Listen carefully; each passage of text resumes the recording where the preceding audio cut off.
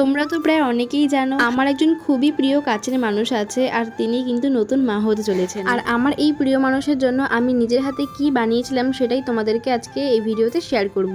তাহলে চলো প্রথম থেকে ভিডিওটা শুরু করা যাক। সো হ্যালো এভরিওয়ান, আমি Arpita, welcome back to my new video. তো গত কয়েকদিন আগে আমার প্রিয় মানুষের 7 মাসের স্বাদ ছিল, আর আমি চাইছিলাম আমি আমার নিজের হাতে ওকে কিছু একটা বানিয়ে দেবো, আর সেটাই ভেবেছিলাম। আর হঠাৎ করেই একদম প্ল্যানিং করেছি রাত্রিবেলা যে ওকে বানিয়ে দেবো। তো বিকেলের মধ্যে সমস্ত ফটো আমি প্রিন্ট করে দেখো ওর জন্য আমি এই জিনিসটা বানিয়েছি। তো এটা আমি আর অর্ঘ্য মিলে বানিয়েছিলাম, আর অর্ঘ্য আমাকে অনেকটা হেল্প করে দিয়েছিল। আর আমি প্রায় অনেক রাত করে বসছিলাম, কারণ আমি যেহেতু 7 মাসেরও স্বাদ ছিল, তো ও আমাকে বলেছিল সকাল থেকে থাকার জন্য।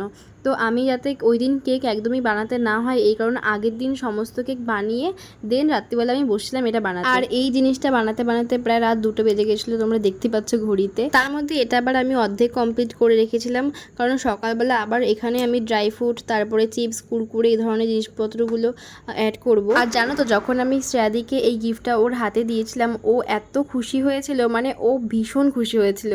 ওই আনন্দটা আমি মানে তোমাদেরকে বলে বোঝাতে পারবো না।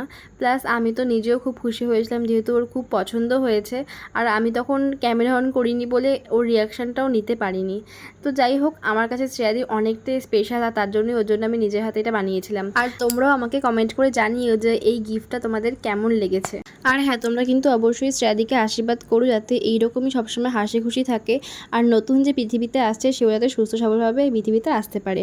তো বন্ধুরা, আজকের মতো ভিডিওটা এতটুকুই। ভালো লাগলে অবশ্যই লাইক কমেন্ট একটা শেয়ার করে দিও। বাই।